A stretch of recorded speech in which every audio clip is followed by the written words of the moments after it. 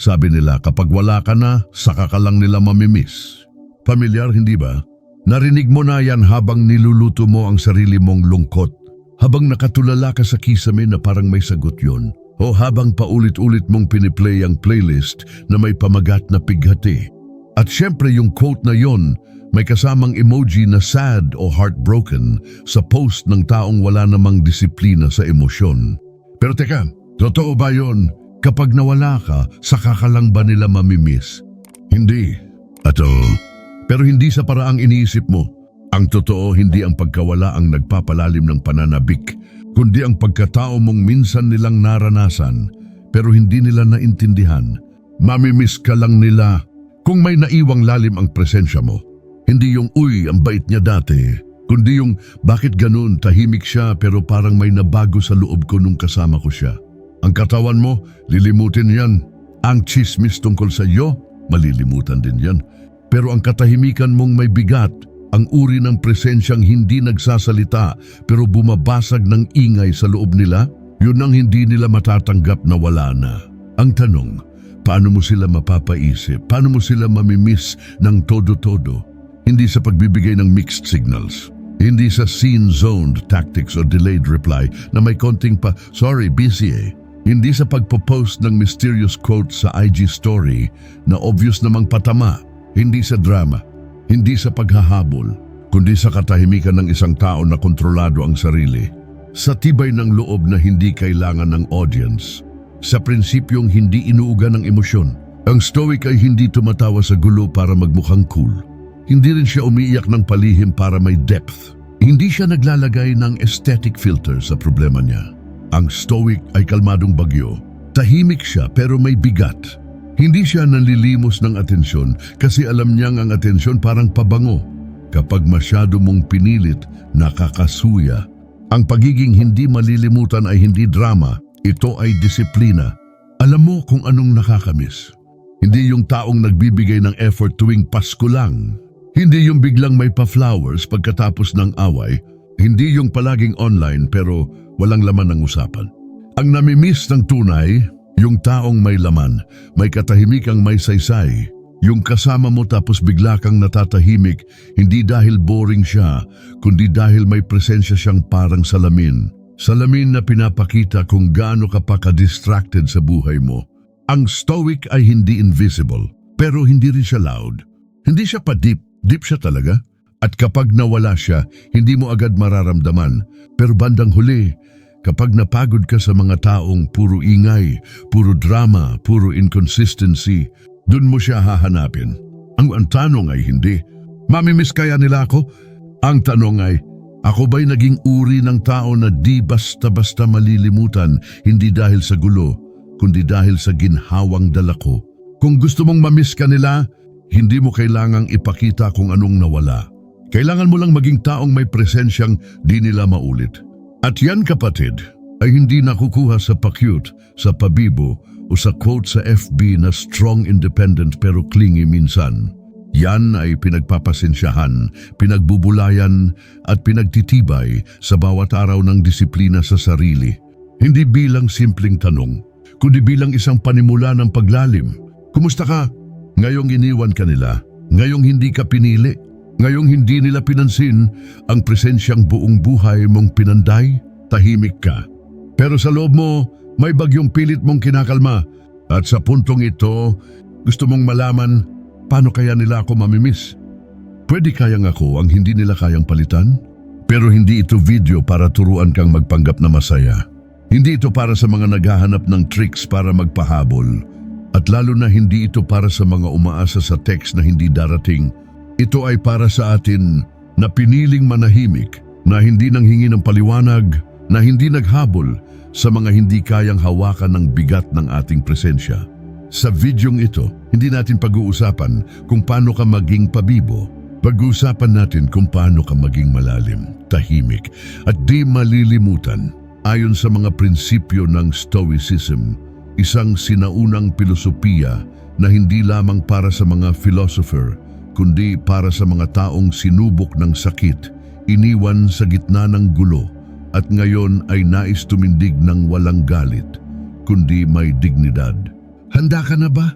Simulan natin sa unang prinsipyo. Paghariin ang sarili bago magpaalam, ang unang hakbang para maging taong mamimiss nila hindi lang dahil sa presensya mo, kundi dahil sa prinsipyo mo. Minsan sa gitna ng sakit, sinasabi nating, umalis na lang ako, tingnan natin kung hanapin niya ako. O kaya, kapag hindi na ako nagparamdam, dun niya marirealize yung worth ko.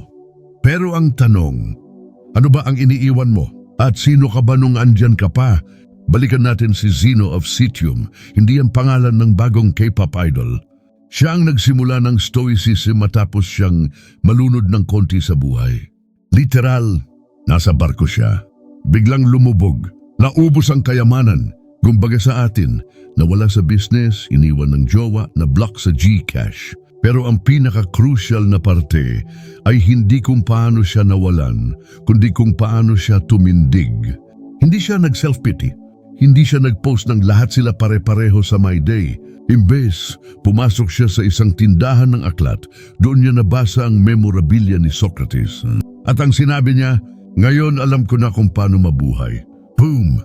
Walang paninisi, walang drama, walang pasaring sa universe. Sa mga sandaling iniwan ka, niloko ka o ginawang option lang, karamihan sa atin ang unang tanong ay, paano niya ito nagawa sa akin? Bakit ganito yung ending? May kulang ba sa akin? Hint, wala. Maliban na lang kung inutang mo at hindi mo binayaran. Pero sa Stoicism, ang tanong ay mas radikal. Anong klase ng pagkatao ang ipinakita ko bago ako nawala? Ako ba'y isang katauhang mahirap palitan o isa lang sa maraming bersyon ng pakul na walang laman? Hindi mo kailangang maging perpekto. Pero ang Stoic ay pinipiling maging matatag sa harap ng kawalan. Mamimiss ka nila hindi dahil sa katahimikan mo, kundi sa bigat ng katahimikan mo. Hindi dahil wala kang sinasabi, kundi dahil sa tuwing andyan ka, hindi mo kailangan ng salita para maramdaman ang presensya mo. Hindi ka nagwawala para mapansin. Hindi ka nagso-silent treatment para makaganti. Hindi ka rin naglilitanya ng mga tanong na may kasamang bakit.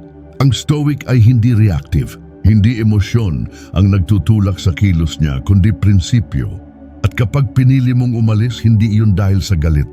Hindi dahil gusto mong habulin ka, kundi dahil alam mong minsan ang tunay na dangal ay nasa pag-alis na walang eksena.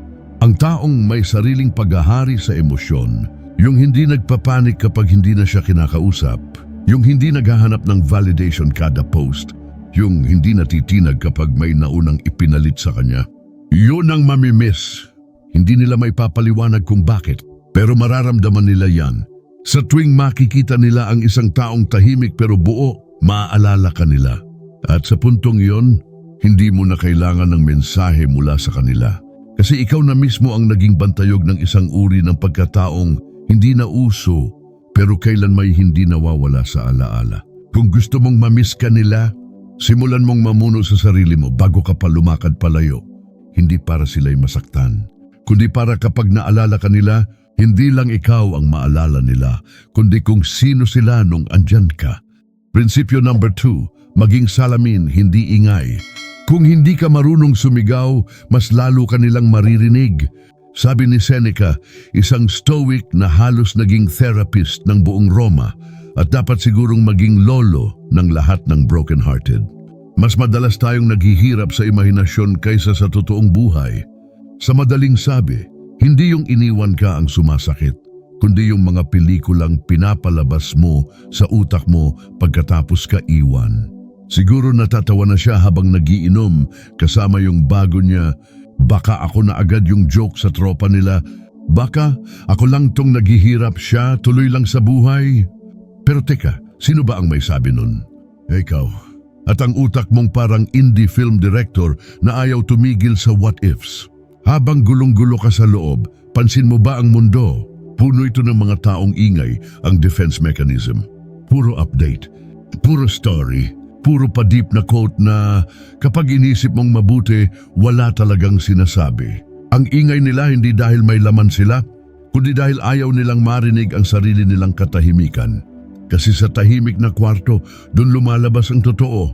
At ikaw, kung gusto mong mamiss ka nila, hindi mo kailangang sumigaw. Hindi mo kailangang makipag-ingayan. Hindi mo kailangang sabayan ang putok ng mundo. maging salamin ka. Anong ibig sabihin ng maging salamin? Ang salamin hindi nagsasalita, pero nagpapakita. Tahimik siya, pero nakakahiya kapag tumingin ka. Dahil kung pangit ang nasa harap niya, pangit ang makikita mo.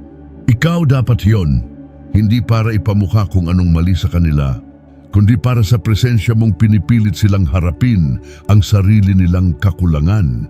Tahimik ka, hindi reactive, pero buo. At dahil diyan, ikaw ang pinakamasakit mawala. Kasi sa mundong puro performance, puro projection, puro pa-good vibes, yung mga tulad mong hindi kailangan ng spotlight, sila ang hindi nila makalimutan. Hindi dahil sa drama, hindi dahil sa emosyonal na eksena, hindi dahil sa pagsisigawan o habulan sa ulan habang umiiyak ka sa background music ng December Avenue, kundi dahil sa katahimikan mong may saysay. Katahimikang parang tanong na hindi tinanong pero hindi nila matakasan. Hindi ka kailangan sumali sa circus. Tandaan mo, ang stoic ay hindi sumasayaw para sa palakpak ng iba. Hindi siya nagpo-post para may masabi ang iba. At hindi siya nag-overthink kung bakit wala pa ring text kahit nakita mo namang active siya sa messenger.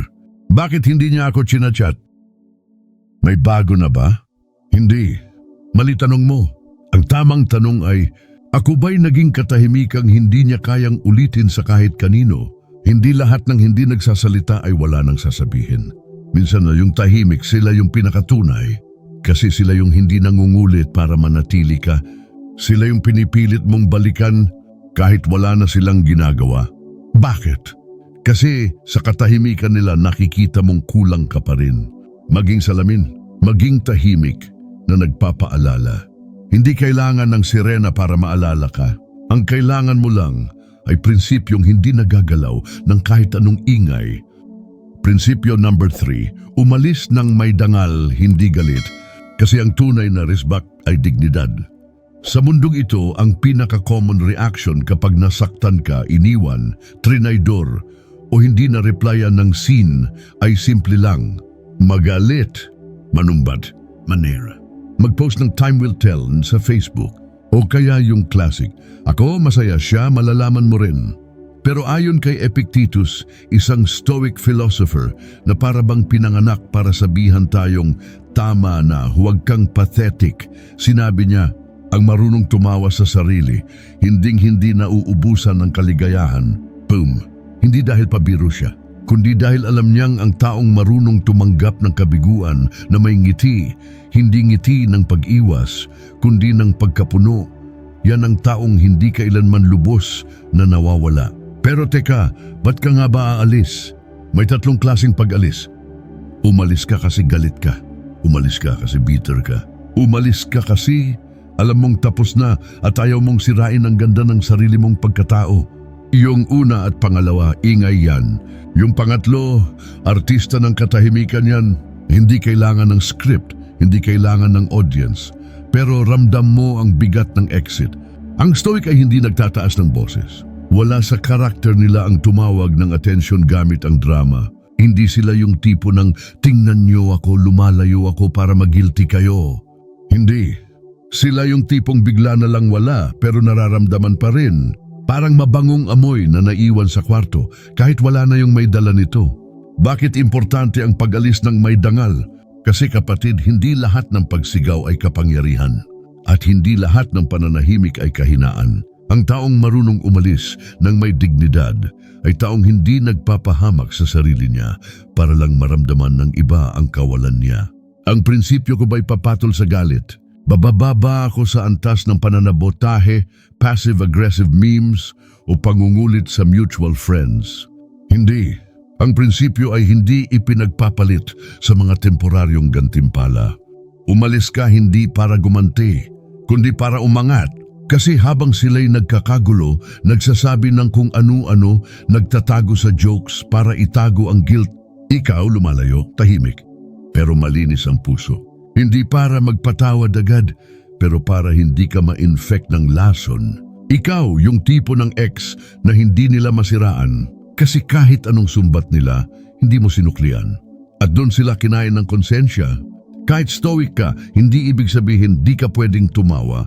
Totoo nga, ayon sa mga turo nila, ang pagkatawang tao sa sarili ay sign ng kalayaan.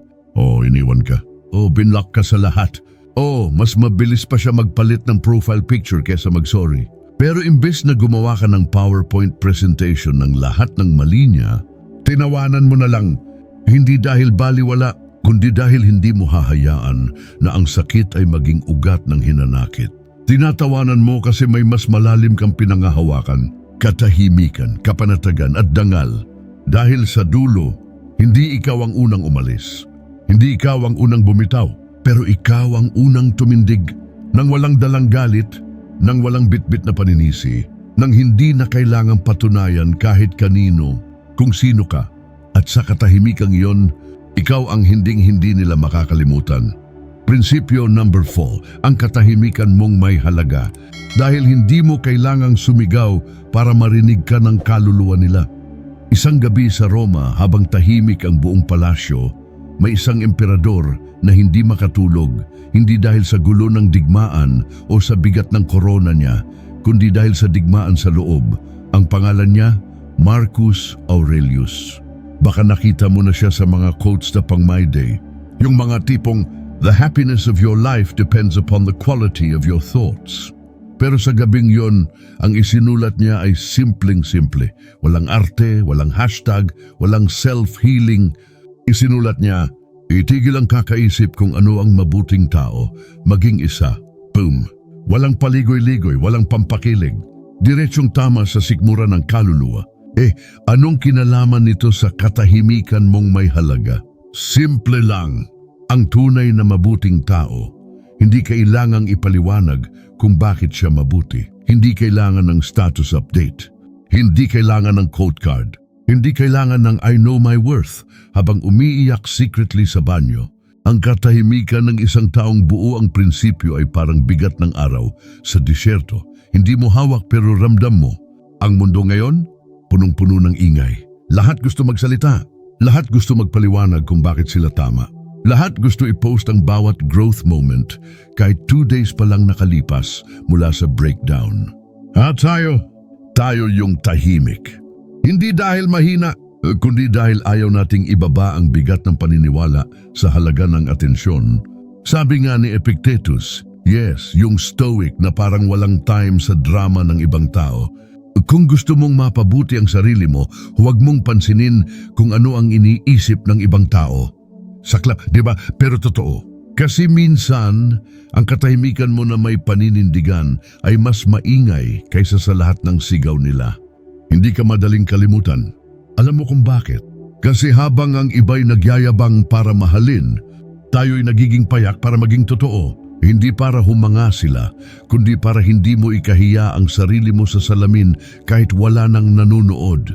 Habang sila'y nagkukwento ng mga di nila pinaninindigan, tayo'y nananahimik sa mga bagay na handa nating ipaglaban. Kahit walang likes, kahit walang cheer, kahit walang audience. At sa totoo lang, nakakatawa rin tong setup na to, hindi ba? Dati gusto mo lang ng simpleng relasyon, yung magka-holding hands habang naglalakad, sabay milk tea. Ngayon, ayan ka nagme-meditate sa gitna ng emotional chaos, tahimik parang stoic monk, habang ang ex mo nagpa-blonde. Pero di mo na kailangang sabayan yun, kasi hindi mo kailangan maging mas maingay para maramdaman ka.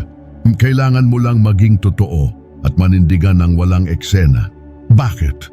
Kasi kapatid, ang presensya mong may prinsipyo ay parang linya sa lumang tula.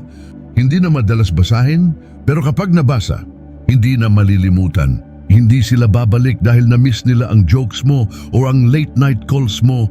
Babalik sila dahil na-miss nila ang bigat ng katahimikan mong hindi mapalitan. At sa mundong puno ng tao na puro daldal, ikaw ang paalala na may mga tao pa ring buo kahit tahimik.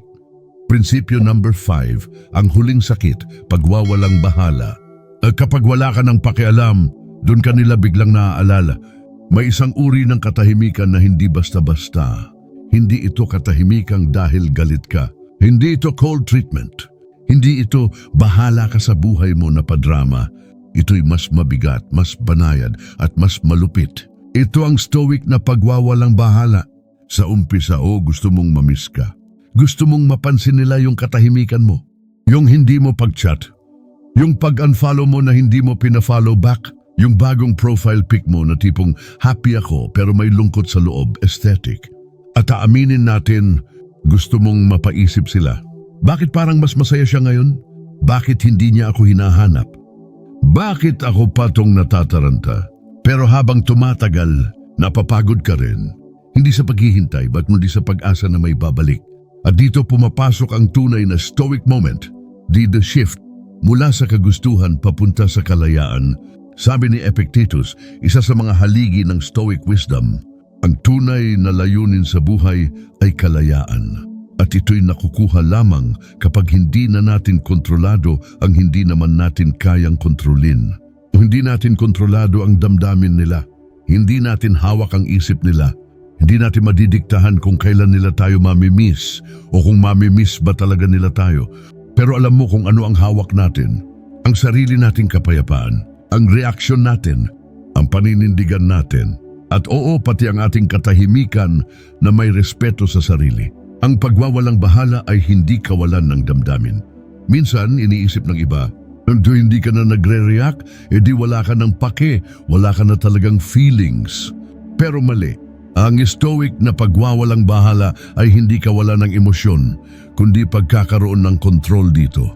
Ito ang uri ng wala na akong pake na hindi pa dalos-dalos, hindi bitter at hindi pa humble brag sa Facebook. Ito ang puno ng paninindigan, tahimik, mabigat, matatag, at sa totoo lang mas nakakabingi pa kaysa sa kahit anong sigaw. Ang kakaibang katahimikan, sa totoo lang ang pinaka-traumatic sa lahat ng ex ay yung hindi ka sinisiraan, hindi ka inaaway, hindi ka ina-unfriend, hindi ka pinapatamaan sa IG story. Wala. Tahimik lang, nag-jogging, nagbasa ng libro, nagbago ng skincare routine. Bigla na lang nagiging healthy, parang may planong mabuhay ng 1,000 taon. At alam mo kung anong nangyayari sa dating iniwan ka? Napapakamot sila, napapaisip sila. Bakit parang hindi ko siya nayanig? Bakit parang ako na ngayon yung naiwan? At doon sila nagsisimulang mamiss ka. Hindi dahil pinilit mo, kundi dahil hindi mo na kailangan. Imagine mo to, ikaw stoic na stoic, tahimik, nagbabasa ng meditations ni Marcus Aurelius habang umuulan. Samantalang siya, nagla-like ng 2018 photo mo bigla, nagme-message ng, hey, kamusta ka na? Nagpaparamdam sa TikTok comment ng, this reminded me of you. At ikaw, nakangiti, hindi sarcastic, hindi passive-aggressive. Ngiting may panalo na hindi kailangan ng audience. Hindi na ito tungkol sa kanila. Kapag umabot ka sa puntong hindi mo na iniisip kung mamimiss ka nila, dun ka nila hindi kayang kalimutan. Dahil ikaw na yung hindi nangungulit, hindi nag-aabang, at hindi umaasa sa validation ng babalik din yan. Dahil buo ka na kahit wala sila. At kapag buo ka, dun ka nila hahanapin. Dun ka nila mamimiss. Hindi dahil kulang sila, kundi dahil ikaw yung naging kompletong hindi nila naalagaan. Ito ang huling sakit at ang huling kalayaan. Pagwawalang bahala.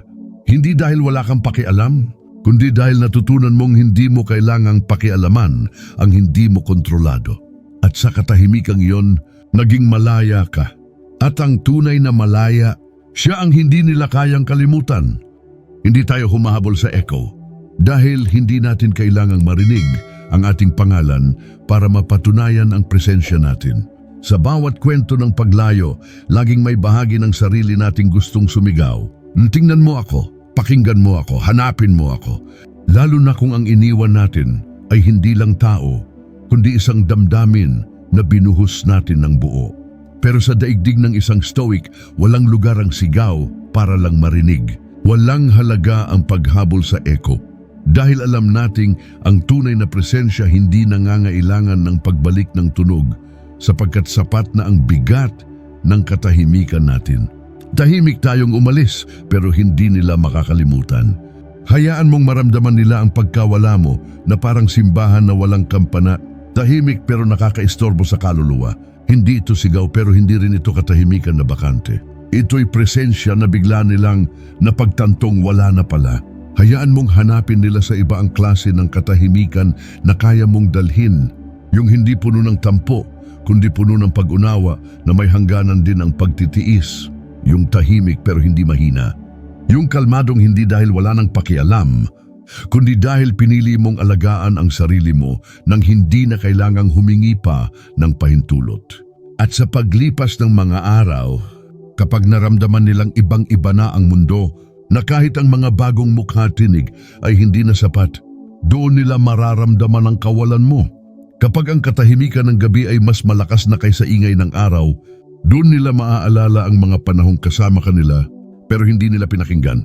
Kapag wala na silang mahagilap sa mga kamay nilang dating hinawakan ka, doon sila magsisimulang humawak sa hangin at sa hangin pangalan mo ang hahanapin nila. Tayo'y hindi gumaganti. Hindi tayo katulad ng karamihan na nagpo-post para magpahaging, nagpaparamdam para manggulo, o nag-iwan ng mumo para subukan kung babalikan pa sila. Tayo'y umaalis hindi para gumanti, kundi para hindi malunod. Hindi tayo umaasa sa pagbabalik ng mga hindi marunong lumingon habang nandyan pa tayo. Hindi tayo nananabik sa atensyon. Dahil ang atensyon ay panandalian, ang dignidad ay habang buhay. At masakit. Hindi natin ito ikakaila. Ang hindi mamansin habang ikaw ay nagdurugo ng tahimik, hindi biro. Pero hindi natin pwedeng hayaan na ang sugat ay maging ugat ng hinanakit. Kaya tayo'y nagpapakamaster sa sarili. Hindi perfecto pero may prinsipyo. Hindi palaban pero palaging nakatindig. At dahil doon, mamimiss nila tayo. Hindi dahil sa kung gaano tayo kaingay. Hindi dahil sa kung ilang beses tayong nakiusap. Hindi dahil sa drama. Mamimiss nila tayo dahil sa kung paano natin sila minahal ng may tahimik na paninindigan. Mamimiss nila tayo, hindi dahil sa mga ginawa natin, kundi dahil sa kung sino tayo naging habang minamahal sila. Hindi sila sanay sa ganoong uri ng katahimikan, yung hindi nanunumbat, hindi nananakot, hindi nang hihingi ng closure. Sanay silang habulin ang echo. Hindi nila alam na ang echo nawawala rin sa dulo ng bundok. Pero ang stoic, kahit tahimik, siya ang bundok. At ang pangalan mo ay magiging monumento sa alaala nila, dinadalanginan nila tuwing bumabagyo ulit. Sa huli, tandaan mo, hindi natin kontrolado kung mamimiss nila tayo. Pero kontrolado natin kung paano tayo magpapatuloy. Tahimik, matatag, may paninindigan. Ang stoic ay hindi ang walang pakiramdam. Ang stoic ay yung may damdaming hindi basta-basta iniluluhod sa kagustuhang mapansin. Yung marunong umalis hindi dahil sawa na siya, kundi dahil alam niyang ang dignidad ay hindi kailanman ipinagpapalit sa presensya ng isang taong walang pagpapahalaga. Kaya kung naramdaman mong para sa iyo ito, kung naramdaman mong ikaw ay unti-unting nagiging mas buo kahit mag-isa, hindi ka nag-iisa. Tayo to. Tayo yung tahimik pero mabigat. Tayo yung hindi na kailangang hanapin pero hindi rin malilimutan. Kung gusto mong magpatuloy sa daan ng paninindigan, katahimikan at tunay na lakas ng loob, mag-subscribe ka na, i-like mo ang video kung tinamaan ang kaluluwa mo. At sa comments, sabihin mo, tahimik ako pero buo ako. Dahil ang stoicism, hindi lang ito filosofiya, isa itong paraan ng pamumuhay. At dito, kasama mo kami.